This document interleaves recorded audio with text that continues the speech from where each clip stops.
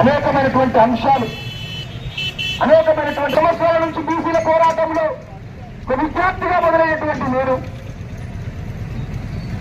Congress party రాష్ట్రంలో రాజ్యం వెళ్తున్నటువంటి అధికార కాంగ్రెస్ పార్టీ బీసీల కోసం, బీసీలకు మేము అధికారంలోకి వస్తే చేస్తామన్నటువంటి హామీలను, కామారెడ్డి డిక్లరేషన్ పేరిట ఇచ్చినటువంటి హామీలను అమలు చేయాలని 2 ఏళ్లకెళ్ళి పోరాటం చేస్తున్నాను. అలారా హైదరాబాద్ వేదికగా, వివిధ జిల్లాలలో వేదికగా ఇలా బీసీ జెండాను పట్టుకొని ఉద్యానికి పోయి పెద్దలందరి సహకారంతో ఉద్యమాలు చేస్తా ఉన్నా.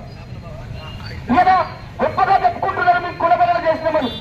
ఈ రోజు ఢిల్లీలో బీసీసీ మీటింగ్, బీసీసీలో ఉన్నటువంటి బీసీలను, బీసీ ఎమ్మెల్యేల మంత్రులను మీద పిలిచి ఏఐసీసీ మీటింగ్ పెట్టారు.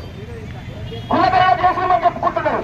ఆ కులగణన చేయడానికి ఈ రాష్ట్రంలో మీరు ఇచ్చినటువంటి హామీలు బాకీ ఉన్నాయా, వాటిని అమలు చేయాలని నేను పోరాటాలు చేసిన బీసీ ఉద్యమకారులమంతా కూడా ఎంత గొప్పగా పోరాటం చేసినామంటే మా ప్రాణాలు పోయినా పర్లేదు, కులగణన కావాలని నిలదీర్చి పోరాటం చేసినాం. 12 రోజుల ఆమరణ నిరాహార దీక్ష, తిండి బంద్ చేసి, తిప్పల బంద్ చేసి, నీళ్లు బంద్ చేసి హైదరాబాద్లో బీసీ యాదాద్రి ఫెడరేషన్ ఆధ్వర్యంలో నేను, నాతో పాటు 2 ఉద్యమకారులు ఆమరణ నిరాహార దీక్షకు కూర్చున్నాం. మొదటి రోజు ఈ రాజ్యం వారికి అరెస్ట్ చేసి 5 రోజుల పాటు 30 పోలీస్ స్టేషన్లు జీహెచ్ఎంసీ పరిధినటువంటి 30 పోలీస్ స్టేషన్లు తిప్పి మమ్మల్ని రకరకాల మానసిక ఇబ్బందులకు గురిచేశారు. 5వ రోజు ఆరోగ్యం క్షీణించే గాంధీ హాస్పిటల్ పడితే మా అన్న వచ్చి మమ్మల్ని పరామర్శించి ధైర్యాన్ని నింపారు. మా మొదట్లో వచ్చి మమ్మల్ని ధైర్యాన్ని నింపిండు. ఎంత బిజీ ఉన్న కూడా మంత్రి నుంచి బయలుదేరి కేవలం బీసీ ఉద్యమకారులు నా జాతి విముక్తి కోసం పోరాటం చేస్తున్నారు, వారికి నేను అండగా ఉండాలని హైదరాబాద్ గాంధీ హాస్పిటల్కి వచ్చి పరామర్శించారు.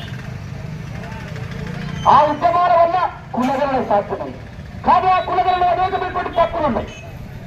సరే, కులగణన చేసినావు కదా అని చెప్పుకుంటున్నటువంటి వారు ఇవాళ మిగతాటువంటి హామీలు ఏదైతే స్థానిక సంస్థల్లో ఉద్యోగ రంగాల్లో బీసీలకు 27% నుంచి 42%, స్థానిక సంస్థల్లో 23% నుంచి 42% వాటాను పెంచుతామని కూడా హామీ ఇచ్చారు.